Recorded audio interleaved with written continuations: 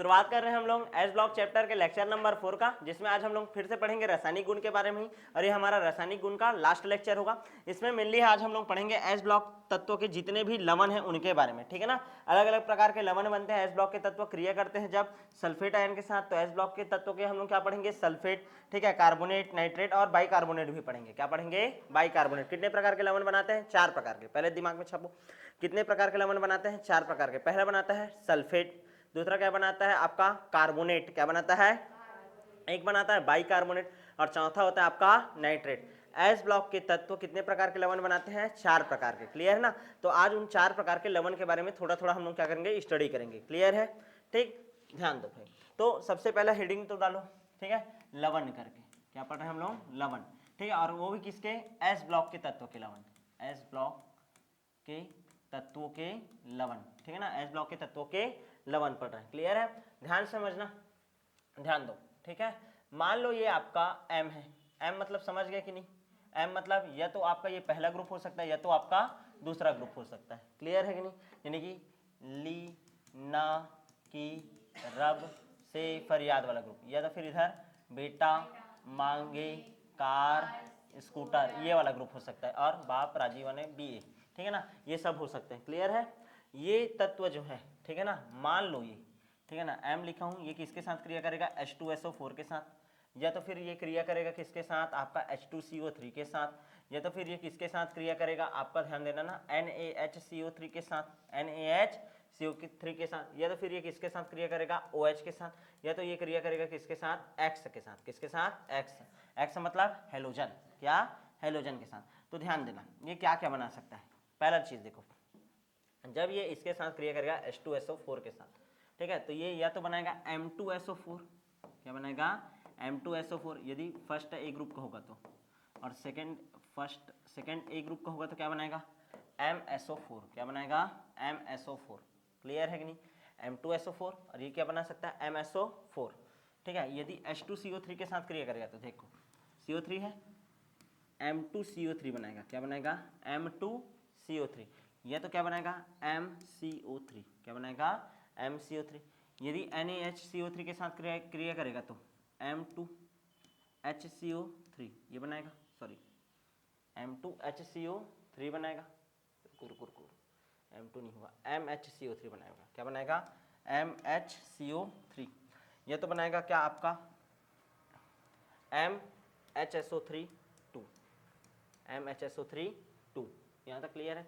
यदि OH के साथ क्रिया करेगा तो MOH प्रकार का हाइड्रोक्साइड बनेगा, या फिर MOH ट्वाइस प्रकार का हाइड्रोक्साइड बनेगा, ध्यान समझना। और MX के साथ क्रिया करता है, MX बनाता है, या तो MX2 प्रकार, ये तो पढ़े हुआ बीच, अरे NaCl बनता है, और इधर क्रिया करता है CaCl2 बनता है, तो 2 वाला आता है ना इधर कंपाउंड जो भी बनता है वो, समझ आ रहा है कि नहीं। M की जगह या तो इन सबको लो तुम लोग, और इसमें ये सबको ले सकते हो, बेटा, मांगे, कार, स्कूटर, बाप, राजीव वाला को। क्लियर है। अब ध्यान दो, जब क्षार धातु या क्षारीय मृदा धातु H2SO4 के साथ क्रिया करता है, किसका निर्माण करता है, सल्फेट का, किसका निर्माण करता है, सल्फेट का। यहाँ तक क्लियर है। जब ये किसके साथ क्रिया करता है, कार्बोनेट के साथ, ये क्या है, कार्बोनेट आयन, क्या है, कार्बोनेट आयन। तो कार्बोनेट आयन के साथ क्रिया करता है, किसका निर्माण करता है, कार्बोनेट का, किसका निर्माण करता है, कार्बोनेट का। जहां पास हाइड्रोजन जुड़ा रहता है CO3 के साथ ना, इसको बोलते हैं बाई, क्या बोलते हैं, बाई।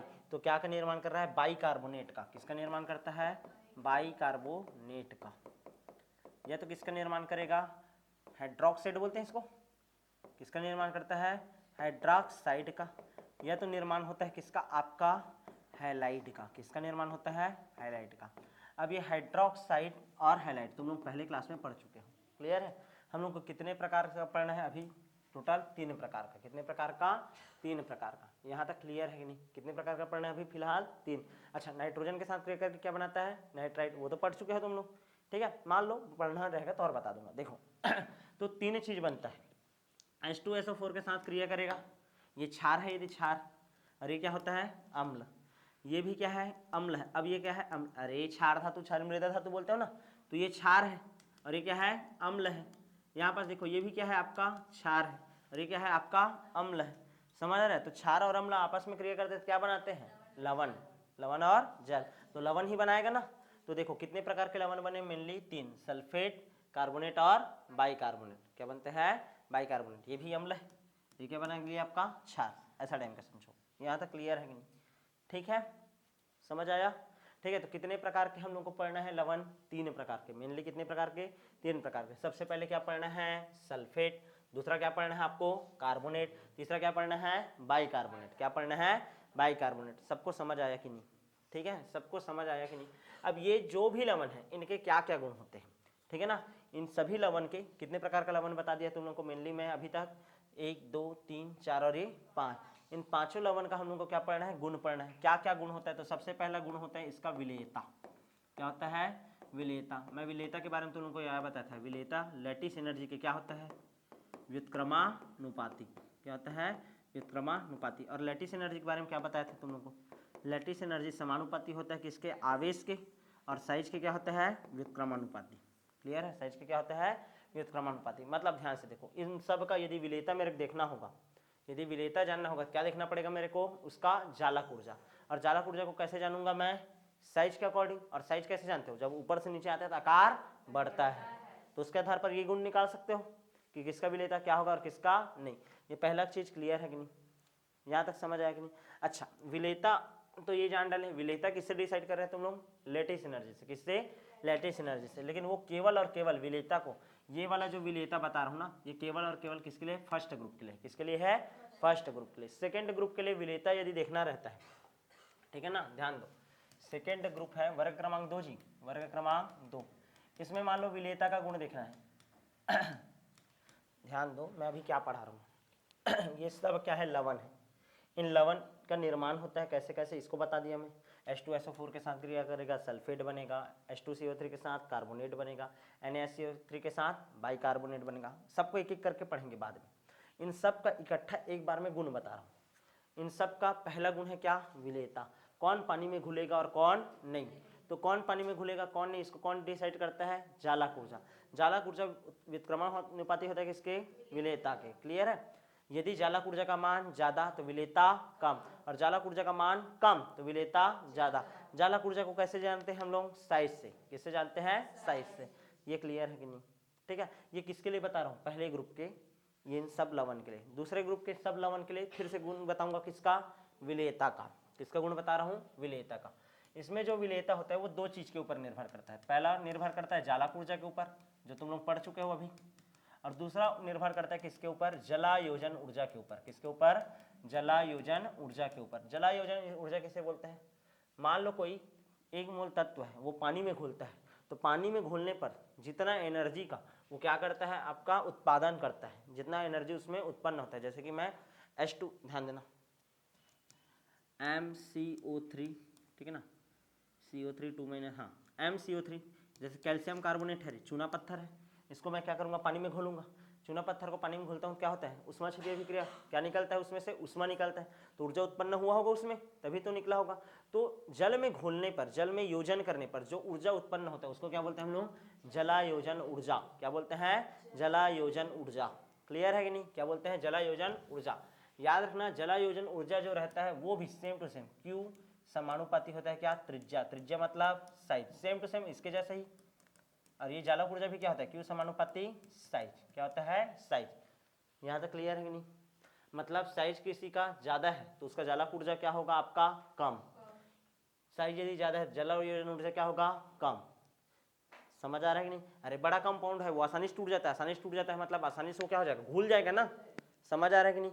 तो सेकंड ग्रुप का जो विलेयता होता है दो चीज के ऊपर निर्भर करता है। कितने चीजों के ऊपर निर्भर करता है, दो चीजों के ऊपर। अच्छा, उसमें भी तुम लोग को क्या याद रखना है, ध्यान से समझना, ठीक है। इन दोनों चीजों में भी हम लोग को क्या अच्छे से याद रखना है, ध्यान दो, ठीक है। यदि जालक ऊर्जा का मान, जालक ऊर्जा का मान ज्यादा होगा किससे, जलायोजन ऊर्जा से, जलायोजन ऊर्जा से, तो जो लवण है जल में अविलीय होगा। जल में क्या होगा, अविलीय। क्या होगा, अविलीय। जालक ऊर्जा और जलायोजन ऊर्जा दोनों का मान बराबर रहता है तब जा करके पानी में क्या तत्व क्या होगा, घुलेगा। लेकिन मान लो जालक ऊर्जा का मान क्या हो जाएगा, ज्यादा, और जलायोजन ऊर्जा का मान क्या हो जाएगा, कम, तो लवण जल में क्या होगा, अविलीय होगा। लवण जल में क्या होगा, अविलीय। क्लियर है। अच्छा, दूसरा चीज याद रखना है, जालक ऊर्जा यदि कम हो, किससे? जलायोजन ऊर्जा से, जलायोजन ऊर्जा से, तो लवण जल में क्या होगा? विलय। क्या होगा? विलय। और बराबर वाला कहानी जान डालेना, जालक ऊर्जा बराबर किसके? जलायोजन ऊर्जा के, तो भी क्या होगा? जल में विलय ही होगा। जल में क्या होगा? विलय ही होगा। समझ आया कि नहीं? ठीक है, ये दिमाग में छापना, ध्यान दो। हम लोग क्या पढ़ रहे हैं? एस ब्लॉक के तत्वों के लवण, लवण का क्या पढ़ रहे हैं? पूरा गुण पढ़ रहे हैं। पहले इतने जो तत्व हैं, पहला क्षार धातु, क्षार धातु जितने भी लवण हैं उनका कौन सा गुण बताया? विलेयता। किसके ऊपर निर्भर करता है? सिर्फ और सिर्फ जालक ऊर्जा के ऊपर। किसके ऊपर निर्भर करता है? जालक ऊर्जा के ऊपर। ये जो क्षारीय मृदा धातु है, इसका जितना भी लवण है उनका जो विलेयता रहता है कितने चीज़ों के ऊपर निर्भर करता है? दो चीज़ के ऊपर, पहला जालक ऊर्जा और एक जलायोजन ऊर्जा। अब मैं उसमें भी क्या बोल रहा हूँ, जिसका जालक ऊर्जा का मान क्या होता है? ज़्यादा, वो कभी भी लवण पानी में घुलेगा क्या? नहीं। जालक ऊर्जा का मान क्या होना चाहिए? कम। और जलायोजन ऊर्जा का मान क्या होना चाहिए? ज़्यादा, या फिर दोनों का मान क्या होना चाहिए? बराबर, तभी वो लवण जल में क्या होता है? घुलता है। समझ आया? थ्योरी समझ आया कि नहीं? तो पहला गुण क्या पढ़ लिए हम लोग? विलेयता। क्या पढ़ लिए? विलेयता। छापे कि नहीं इसको? यहाँ तक क्लियर है? एकदम सारगर्भित पॉइंट को बता रहा हूँ, क्वेश्चन नहीं करा रहा हूँ ना, अलग से करेंगे बाद में इसको। क्लियर है? आगे देखें क्या? ठीक, तीसरा पॉइंट, ये ऑप्शनल में आता है ना, ये वाला। ठीक है, कोई लवण जल में घुलेगा कि नहीं कैसे डिसाइड करते हैं? ठीक है, तो जालक ऊर्जा का मान क्या होना चाहिए? कम। अरे जल में घुलेगा, जलायोजन ऊर्जा ज़्यादा होना चाहिए ना। क्लियर है? ऐसे करके दिमाग चलाना। क्लियर? आगे बढ़ते हैं, नेक्स्ट देखते हैं। ठीक है, तापीय स्थायित्व, दूसरा गुण क्या है? अब तापीय स्थायित्व, टेम्परेचर देने पर कौन स्थायी रहता है और कौन नहीं। ठीक है, तो तापीय स्थायित्व का गुण व्युत्क्रमानुपाती होता है किसके? विद्युत ऋणात्मकता के। किसके? विद्युत ऋणात्मकता के। किसके? विद्युत ऋणात्मकता के। अब ध्यान से देखो, जब बाएं से दाएं जाते हैं तो विद्युत ऋणात्मकता बढ़ता है, ऊपर से नीचे आते हैं तो विद्युत ऋणात्मकता क्या होता है? घटता है। विद्युत ऋणात्मकता क्या होता है? घटता है। तो जितने भी लवण हैं ऊपर से नीचे आएंगे। समझ आ रहा है कि नहीं? ली, ना, की, रब, से। अब ये मान लो इसके साथ क्रिया की है, LiCO3, Na2CO3। समझ आ रहा है ना? ऐसा K2CO3, ऐसा बहुत सारा बना है जो भी लवण है। तो इनका तापीय स्थायित्व तो देखेंगे, साइज ऊपर से नीचे आने पर क्या होता है? बढ़ता है। और विद्युत ऋणात्मकता क्या होता है? घटता है। और विद्युत ऋणात्मकता घट रहा है मतलब तापीय स्थायित्व क्या होगा आपका? यदि ये घट रहा है तो वो क्या होगा? बढ़ेगा। क्या होगा? बढ़ेगा। समझ आ रहा है कि नहीं? ठीक है, तो ऊपर से नीचे आने पर, ऊपर से नीचे आने पर, नीचे आने पर तापीय स्थायित्व क्या होता है? बढ़ता है। कितना गुण पढ़ लिए हम लोग? दो गुण, एक विलेयता और दूसरा तापीय स्थायित्व। क्या पढ़े? तापीय स्थायित्व। ऐसे भी लिख सकते हो कि तापीय स्थायित्व समानुपाती होता है किसके? आपका क्या बोलना चाहिए? धात्विक गुण के। ऊपर से नीचे आने पर धात्विक गुण बढ़ता है। कौन सा गुण बढ़ता है? धात्विक गुण। अरे इधर से इधर जाते हो तो क्या आता है आपका? अधातु आता है। तो इधर से नीचे जाने पर क्या आएगा? धातु आएगा। ठीक है, तो धात्विक गुण क्या होता है? बढ़ता है। इलेक्ट्रॉन देने का प्रकृति को बोलते हैं धात्विक गुण। क्या बोलते हैं? धात्विक गुण। यहाँ तक समझ आया कि नहीं? पहले तो पहले पढ़ना सीखो, इधर ध्यान दो। क्लियर है? हम लोग क्या पढ़ रहे हैं? एस ब्लॉक तत्वों के लवण। कितने लवण हैं? 5। पहला सल्फेट, दूसरा कार्बोनेट, तीसरा बाइकार्बोनेट, चौथा हाइड्रोक्साइड और पांचवा हैलाइड। हाइड्रोक्साइड और हैलाइड पढ़ ली है पहले क्लास में। अभी कितना ठोक पढ़ना है? 3 ठोक। पहला सल्फेट, दूसरा, तीसरा बाइकार्बोनेट। क्लियर है? अब इनके गुण पढ़ रहे हैं, पहले गुण पढ़ लेते हैं करके, उनके बारे में एक एक करके पढ़ेंगे बाद में करके। तो गुण में सबसे पहला गुण विलेयता। विलेयता पहले क्षार धातु का देखें, फिर क्षारीय मृदा धातु का। क्षार धातु केवल किसके ऊपर निर्भर करता है? जालक ऊर्जा। और इसमें किसके ऊपर निर्भर करता था? जालक ऊर्जा और जलायोजन ऊर्जा, दो के ऊपर।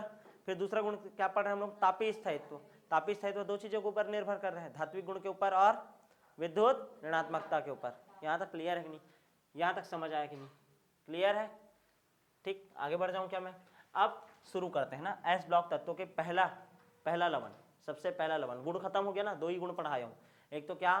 विलेयता, दूसरा क्या पढ़ा दिया? तापीय स्थायित्व। उसी का बहुत सारा क्वेश्चन बुक में मिल जाएगा। क्लियर है? देखो, एस ब्लॉक तत्वों के हम लोग सबसे पहले पढ़ेंगे सल्फेट। क्या पढ़ेंगे?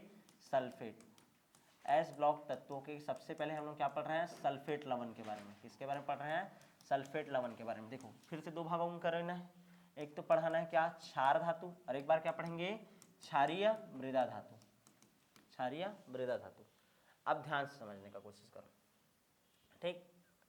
जब भी मैं, ठीक है ना, M2CO3 है, कोई भी बाइकार्बोनेट लेंगे, उसके ऊपर जब H2CO3 का H2SO4 का क्या कराएंगे, क्रिया कराएंगे, तो हमको मिलता है M2SO4। क्या मिलता है, M2SO4 plus H2O plus CO2।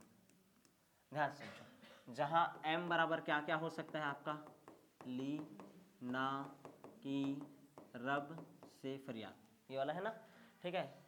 LINAKRBCS, देखो Li2CO3 का जब H2SO4 के साथ क्रिया होता है तो क्या बनेगा, Li2SO4, क्या बनेगा, Li2SO4, और क्या निकल जाएगा, H2O और CO2। समझ आएगा कि नहीं, कॉमन सब के लिए वही बना सकते हो, निर्माण विधि, क्लियर है कि नहीं। जहाँ M बराबर क्या लिख सकते हो, लिथियम, सोडियम, पोटेशियम, रुबिडियम और सीजियम, कुछ भी हो सकता है। यहाँ तक क्लियर है। एग्जाम्पल एक ठोक कर देता हूँ, देखो जैसे कि Li2CO3 लिथियम कार्बोनेट है, देख इसका भी क्रिया किसके साथ हुआ, H2SO4 के साथ, ठीक है।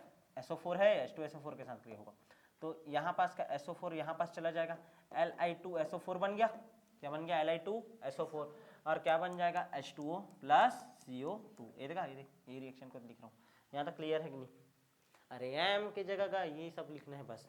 यहाँ तक क्लियर है, समझ आया। तो ये हम लोग क्या बनाना सीख लिए, सल्फेट लवण बनाना सीख लिए। क्या बनाना सीख लिए, सल्फेट लवण। यहाँ तक क्लियर है कि नहीं, ठीक है, ये हो गया ना। अच्छा इधर देखें, क्या इधर कैसे सल्फेट लवण बनाते हैं, कार्बोनेट लेंगे MCO3, इसके साथ फिर से किसका क्रिया करेंगे, H2SO4 का, किसका क्रिया करेंगे, H2SO4 का, ये क्या बनाएगा, MSO4, क्या बनाएगा, MSO4, और इसमें भी क्या अलग हो जाएगा, H2O और CO2। यहाँ M2CO3 था, यहाँ MCO3 है, क्या है, MCO3। जैसे एग्जाम्पल देखे, क्या एग्जाम्पल देखो, कैल्शियम कार्बोनेट है, काको3, ये देख कैल्शियम कार्बोनेट रही तुम लोग ऐसे ही पढ़ोगे ना, H2SO4, ठीक है। तो क्या बनेगा, CaSO4, कैल्शियम सल्फेट बन गया, और क्या निकल जाएगा, H2O प्लस CO2।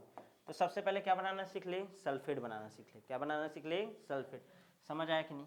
जब धातु कार्बोनेट के ऊपर H2SO4 का क्रिया किया जाता है, किसका क्रिया किया जाता है, H2SO4 का, तो हमको क्या प्राप्त होता है, सल्फेट लवण। क्या प्राप्त होता है, सल्फेट लवण। क्लियर है। उसमें M2SO4 प्रकार का और इसमें MSO4 प्रकार का। कौन से प्रकार का, MSO4 प्रकार का। यहाँ तक क्लियर है कि नहीं। अब इसका गुण देख रहे हैं। सबसे पहला गुण देखो, पहला गुण है इसका ताप पर प्रभाव, ताप का प्रभाव। किसका प्रभाव, ताप का प्रभाव। टेम्परेचर देने पर ये जो M2SO4 बना है, ध्यान समझना, M2SO4 में जैसे एक उदाहरण लिख रहा हूँ, पहला ना A करके लिख रहा हूँ, Li2SO4 लिख सकता हूँ क्या, लिथियम सल्फेट। जब इसको मैं गर्म करूंगा, किसको, लिथियम सल्फेट को, तो lithium sulphate, lithium oxide Li2O में क्या हो जाता है, टूट जाता है, और इसमें से कौन सा गैस निकल जाता है, आपका SO2 गैस। कौन सा गैस निकल जाता है, SO2 गैस। हाफ O2 भी क्या हो गया, अलग, पूरी तरह गैस टूट गया। SO4 था ना, SO2 2 और 1 3 हो गया, और 1 4, समझ आया कि नहीं, उड़ गया। SO2 के रूप में ये क्या हो गया, उड़ गया। लेकिन जितने भी बाकी तत्व हैं, कौन कौन सा, सोडियम है, पोटेशियम है, सोडियम है, पोटेशियम है, और क्या है, रुबिडियम है, और क्या है आपका, सीजियम है, ठीक है ना। इनके सल्फेट को, इनके जो भी सल्फेट हैं, इसको यदि हम लोग गर्म करते हैं, क्या करते हैं, गर्म करते हैं, तो किसी भी प्रकार का कोई रिएक्शन होता नहीं है। क्लियर है कि नहीं। मतलब SO2 वगैरह कोई भी गैस निकलता नहीं है, कोई इफेक्ट होता नहीं है। पहला प्रभाव समझ आया कि नहीं। जब ये जो सल्फेट आयन है इसको गर्म करते हैं तो SO2 निकल जाता है, किसके में, केवल लिथियम के सल्फेट में। बाकी सब के ऊपर कोई भी प्रभाव पड़ता नहीं है, कितना भी गर्म करो उसका SO2 उड़ेगा क्या, नहीं। पहला गुण हो गया, यहाँ तक क्लियर है। दूसरा देखो, इसमें ताप का प्रभाव देखते हैं आप। एक बार इसका निर्माण विधि, एक बार इसका निर्माण विधि। इसमें एक बार ताप का प्रभाव, अब एक बार इसमें ताप का प्रभाव। ध्यान से देखो, जब इसको हम लोग, ध्यान देना ना, सब के ऊपर जितना भी कंपाउंड रहेगा, ठीक है ना, एस ब्लॉक के सभी तत्वों के ऊपर, सभी तत्वों के ऊपर, तत्व के ऊपर ताप का प्रभाव पड़ता है, ताप का प्रभाव पड़ता है। इसमें केवल किसके ऊपर पड़ता था, लिथियम सल्फेट के ऊपर। और इसमें जितना भी आएगा, अब जितना भी कौन कौन सा बन सकता है, चलो बताओ। BeSO4 बन सकता है, और क्या बन सकता है, MgSO4, बेटा मांगी CaSO4 और HrSO4।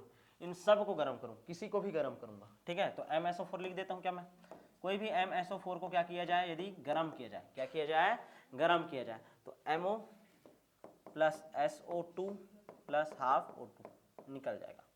MO plus SO2 plus half O2, यानी देखो MgSO4 है, M की जगह क्या लिख दिया MgSO4। गरम किया मैं, गरम करूंगा तो क्या बचेगा MgO, क्या गैस निकल जाएगा SO2 और हाफ O2। समझ आ रहा है कि नहीं? ठीक है, तो इसमें ताप का प्रभाव डालूंगा तो केवल और केवल किसके ऊपर इफेक्ट पड़ता है, लिथियम के ऊपर। और इसमें जितने भी तत्व हैं, चाहे ये हो ये हो ये हो ये हो, किसी को भी गर्म करूँ कौन सा गैस निकलेगा SO2। कौन सा गैस निकलेगा SO2। समझ आया कि नहीं? सल्फेट लवण के बारे में पढ़ रहे हैं ना, पहला लवण, क्लियर है। अच्छा, और क्या क्या गुण हो सकता है देखो तो, इधर लिखते हैं क्षार, इधर क्या लिखेंगे क्षारीय मृदा धातु, क्षारीय मृदा धातु। ठीक है, तीसरा गुण देखो, ठीक है, लिथियम कभी भी फिटकरी नहीं बनाता, याद रखना। लिथियम कभी भी, पूरा पढ़ो इसको, लिथियम कभी भी फिटकरी नहीं बनाता, फिटकरी नहीं बनाता। फिर बाकी जो तत्व है वो क्या बनाता है, फिटकरी बना सकता है। बाकी तत्व फिटकरी क्या कर सकता है, बना सकता है। मेनली फिटकरी कौन बनाता है, आपका पोटास बनाता है, पोटेशियम बनाता है। कौन बनाता है, पोटेशियम। फिटकरी जान डाले ना, ठीक है। फिटकरी का निर्माण कौन करता है, पोटेशियम करता है। कौन करता है, पोटेशियम। ध्यान दो, जैसे कि K2SO4 into Al2SO4 3 into 24H2O, इसको बोलते हैं हम लोग पोटास एलम। क्या बोलते हैं, पोटास एलम, भूलना नहीं। ठीक है, देखो पोटेशियम सल्फेट है, पोटेशियम सल्फेट, ठीक है ना, किसके साथ, एल्यूमिनियम सल्फेट के साथ और पानी के साथ मिल करके किसका निर्माण किया, आपका पोटास एलम का। इसी को बोलते हैं फिटकरी। क्या बोलते हैं, फिटकरी। फिटकरी का फॉर्मूला आएगा K2SO4 into Al2SO4 3 into 24H2O। अच्छा, एक और बन सकता है K2SO4 Cr2, एल्यूमिनियम की जगह क्या लिख दिया मैं Cr2SO4, कितना हो गया 3 इंटू 24H2O। इसको हम लोग बोलते हैं क्रोम एलम। क्या बोलते हैं, क्रोम एलम। यहाँ पास देखो क्रोमियम है, इस कारण क्या बोल रहे हैं इसको, क्रोम एलम। ये दोनों के दोनों फिटकरी जैसे ही दिखाई देते हैं। मेन फिटकरी ये है ना, इसको बोलते हैं फिटकरी। इसको क्या बोलते हैं, फिटकरी। और इसको फिटकरी नहीं बोला जाता। ये दोनों दिखाई देने में सेम टू सेम है, बस इसमें एल्यूमिनियम है और इसमें क्या है आपका क्रोमियम है। क्या है, क्रोमियम है। यहाँ तक समझ आया कि नहीं? ठीक है। अच्छा, ऐसे ही देखो, ये तो हो गया, ये किसका बता दिया मैं तुम लोग को, पोटेशियम का बता दिया। किसका, पोटेशियम का।